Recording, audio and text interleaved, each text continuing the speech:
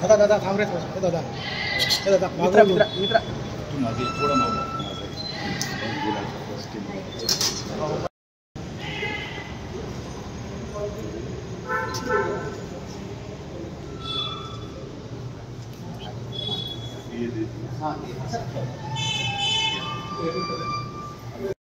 आज उमेदवारी जाहीर झाल्या आहे. आज तुम्ही उमेदवारी अर्ज दाखल करताय, काय भावना आहे थोडक्यात सांगा. मी अजून आमच्या वरिष्ठांना भेटलेले नाही.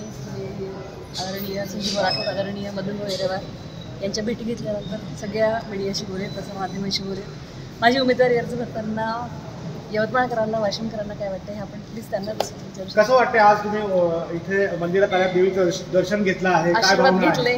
परमेश्वराच्या मंदिरात प्रत्येकाला जे वाटतं तेच माझ्याही मनात आहे. खूप पवित्र वाटतंय, खूप आनंदी वाटतं. ग्रामदेवता आहे यवतमाळची, आशीर्वाद नक्कीच देईल तुम्हाला.